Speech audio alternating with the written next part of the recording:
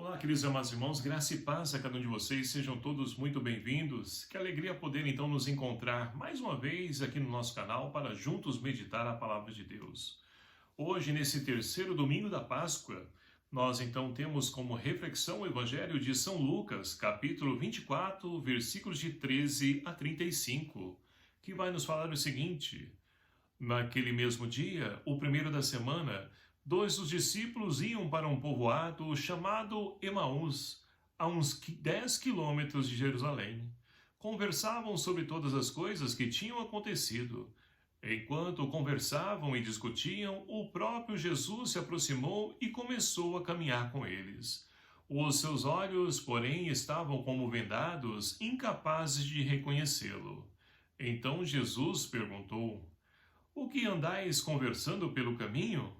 Eles pararam com o rosto triste, e um deles, chamado Cleopas, lhe disse: "És tu o único peregrino em Jerusalém que não sabe o que lá aconteceu nesses dias?" Ele perguntou: "Que foi?" Eles responderam: "O que aconteceu com Jesus, o Nazareno, que foi um profeta poderoso em obras e palavras diante de Deus e diante de todo o povo. Os sumos sacerdotes e as nossas autoridades o entregaram para ser condenado à morte e o crucificaram. Nós esperávamos que fosse ele quem libertaria Israel, mas com tudo isso já faz 3 dias que todas essas coisas aconteceram. É verdade que algumas mulheres do nosso grupo nos assustaram.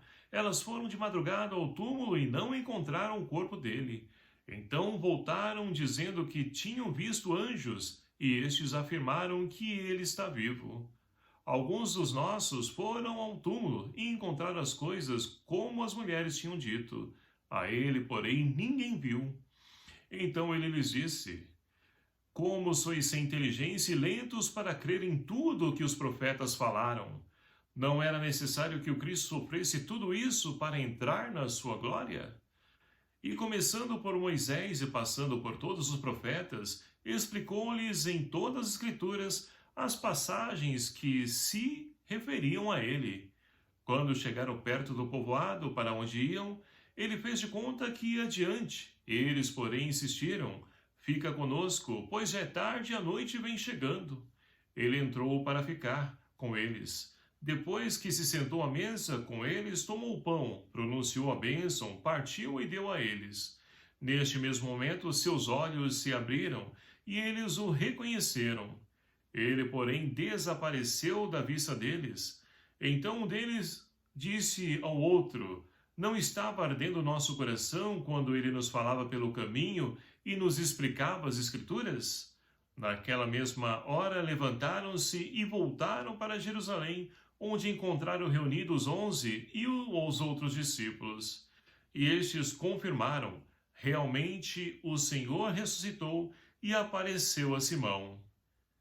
Então os dois contaram o que tinha acontecido no caminho e como o tinham reconhecido ao partir o pão.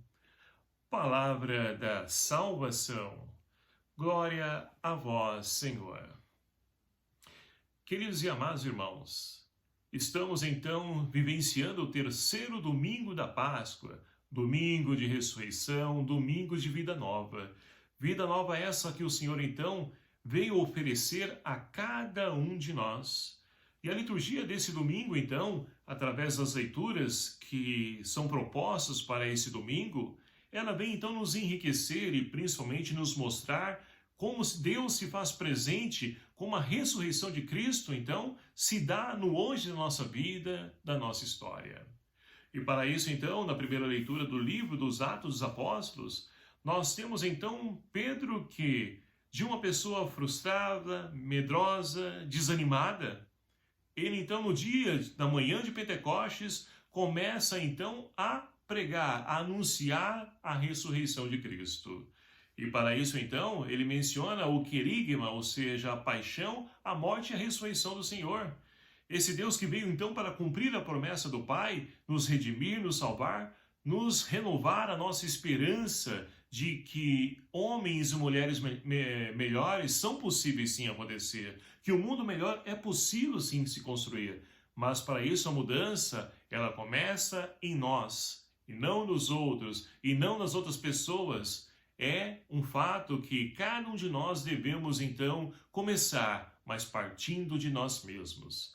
É assim que nós vamos então mergulhando nessa riqueza que a palavra de Deus hoje vem ao nosso encontro para poder então nos apresentar esse caminho de vida e salvação, a qual o próprio Cristo então se faz presente no meio de nós.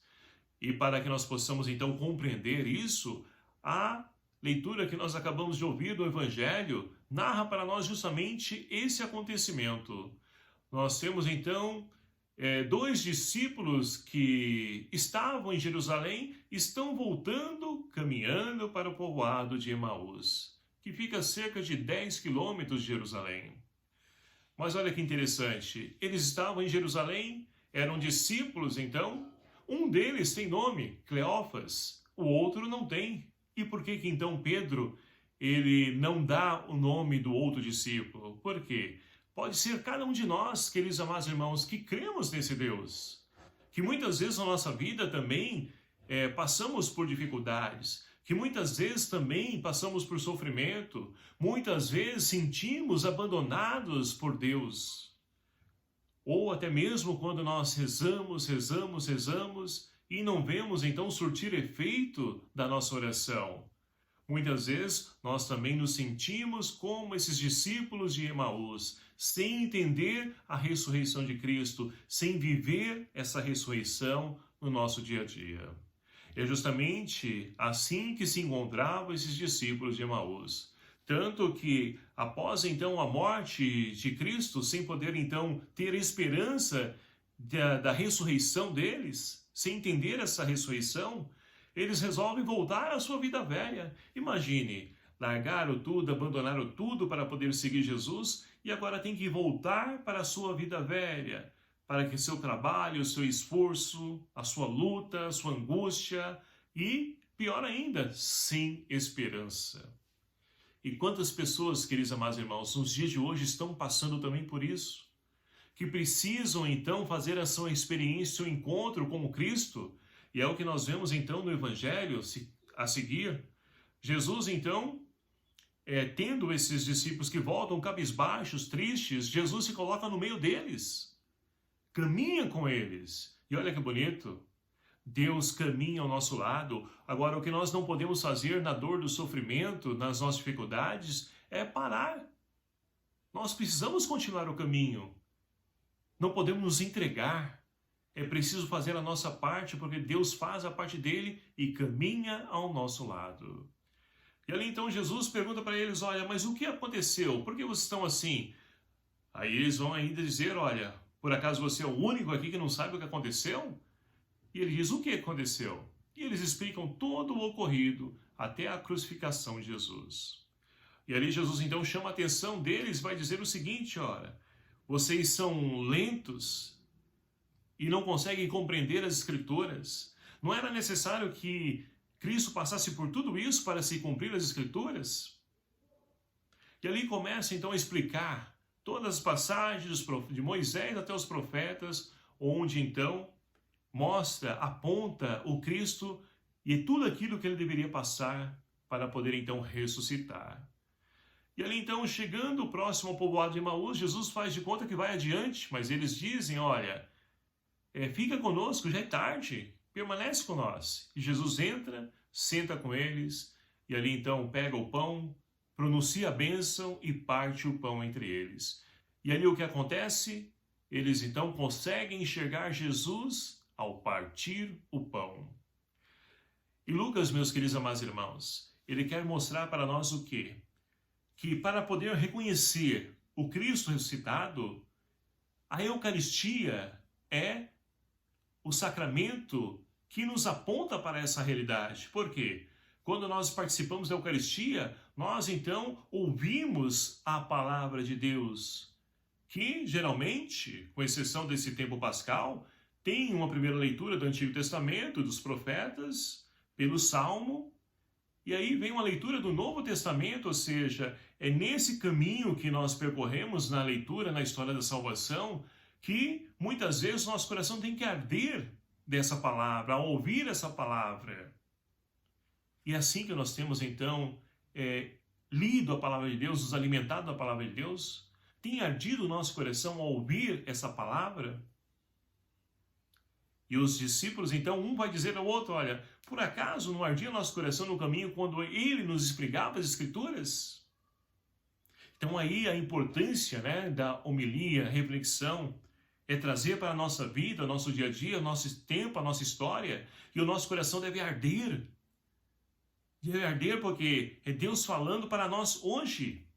Quantas vezes nós então não ouvimos uma pregação, uma homilia, ou certa vez nós temos a oportunidade de participar até em mais de uma missa, e aí você vai lá então, é feita uma homilia, uma reflexão, e pode ser até mesmo a pessoa que faça a reflexão, mesmo padre, por exemplo, mas não é a mesma palavra que é direcionada. Pode ter até um centro, a estrutura, mas são palavras diferentes, porque cada Eucaristia, cada celebração, ela é diferenciada, são pessoas diferentes. Então não se repete, se atualiza na nossa história, na nossa vida. Mas o nosso coração deve arder. E, olha só que interessante, ao partir o pão que eles reconheceram Jesus, porque não conseguiram entender e enxergar Jesus. Então, a Eucaristia, pão partido e repartido para todos, deve nos fazer então enxergar e entender o Cristo. Mas não é somente na Eucaristia, porque a Eucaristia é partilha com os irmãos. Então, quando nós partilhamos um pouco, né, ajudando as nossas comunidades a poder sustentar os nossos irmãos necessitados, também nós somos convidados a poder enxergar o Cristo no pobre, nos necessitados, nos sofridos, nos abandonados, marginalizados. Esse é um desafio para nós hoje. Enxergar Jesus na Eucaristia, para nós é fácil. Agora, enxergar Jesus naquele irmão que está lá, mal vestido, maltrapilho, sujo, com um cheiro não agradável, nós temos então conseguido enxergar o Cristo nele? Então, um desafio, meus queridos amados irmãos, que a Eucaristia traz para nós e nos leva a podermos também ser sinal do Cristo partido e repartido com os irmãos e enxergar o Cristo nessas pessoas. E assim nós podemos então caminhar para a segunda leitura de hoje na carta de Pedro. E olha que interessante, Pedro então, ele vai nos falar justamente dessa realidade que o amor de Deus então manifestado por cada um de nós podemos enxergar em Jesus Cristo, o Filho de Deus que nos foi enviado. E ele veio a esse mundo, viveu, sofreu e morreu crucificado. Foi rejeitado, foi refutado, desprezado, abandonado. Então, é nesse contexto que nós somos convidados, então, a enxergar o Cristo vivo e presente, porque ele continua a ser, então, excluído, marginalizado, abandonado os nossos irmãos carentes, em sintonia com a primeira leitura, com o Evangelho de hoje.